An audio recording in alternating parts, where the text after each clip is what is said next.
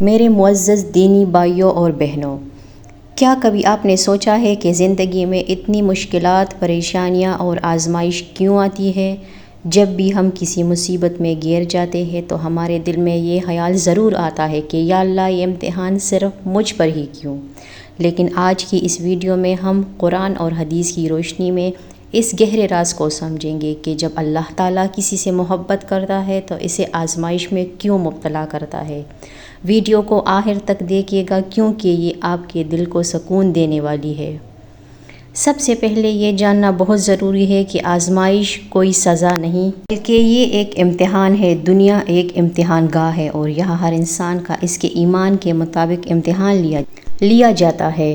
ذرا سوچیے، اللہ کے سب سے محبوب بندے کون تھے؟ ہمارے پیارے نبی حضرت محمد صلی اللہ علیہ وآلہ وسلم۔ آپ صلی اللہ علیہ وآلہ وسلم کی زندگی اٹھا کر دیکھ لیں۔ بچپن میں والدین کا سایہ اٹھ گیا، اپنوں نے مخالفت کی، طائف میں پتھر کھائے اور بھوک کی شدت سے پیٹ پر پتھر باندھے۔ اگر آزمائش کسی کے برے ہونے کی نشانی ہوتی تو سب سے زیادہ مشکلات انبیاء پر نہ آتی۔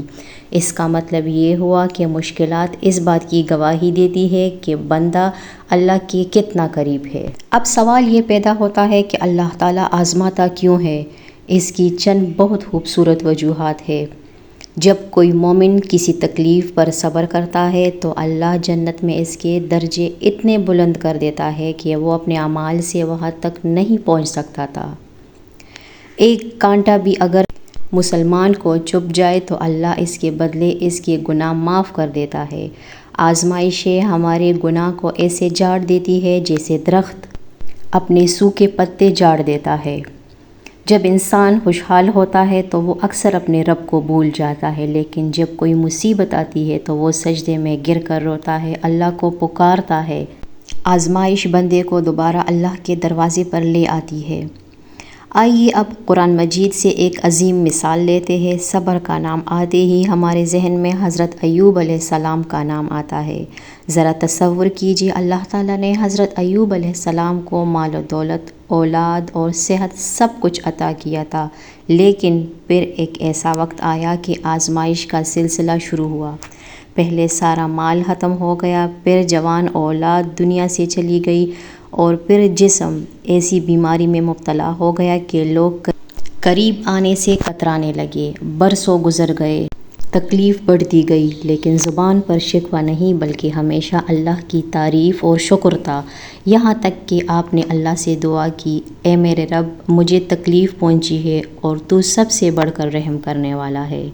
اللہ تعالیٰ نے ان کا صبر دیکھ کر ان کی صحت، ان کا مال اور ان کے اہل و عیال دگنے کر کے واپس لوٹا دیے۔ قرآن کہتا ہے، بے شک اللہ صبر کرنے والوں کے ساتھ ہے، اور جہاں اللہ کا ساتھ ہو وہاں مایوسی کا کوئی سوال ہی پیدا نہیں ہوتا۔ میرے بھائیوں اور بہنوں، اگر آج آپ بھی کسی پریشانی، مالی تنگی، بیماری یا گھریلو الجھن کا شکار ہے تو دل چھوٹا مت کیجیے، آپ اکیلے نہیں ہیں، یہ وقت بھی گزر جائے گا۔ شیطان آپ کے دل میں مایوسی ڈالنا چاہتا ہے، لیکن آپ کو امید کا دامن نہیں چھوڑنا۔ جب بھی کوئی غم یا تکلیف آئے تو بس یہ کہے، اِنَّ لِلَّهِ وَإِنَّا إِلَيْهِ راجعون۔ بے شک ہم سب اللہ ہی کے لیے ہیں اور اسی کی طرف لوٹ کر جانے والے ہیں۔ اور اپنے رب سے مانگے، اللہ آپ کی تمام پریشانیوں کو دور فرمائے اور آپ کو ہر حال میں صبر کرنے کی توفیق عطا فرمائے، آمین۔ اگر آپ کو یہ ویڈیو پسند آئی ہو تو اس کار خیر میں ہمارا ساتھ دیں، ویڈیو کو لائک کریں، اپنے پیاروں کے ساتھ شیئر کریں اور چینل کو سبسکرائب ضرور کریں۔ اگلی ویڈیو تک کے لیے اجازت دیجیے، اللہ حافظ۔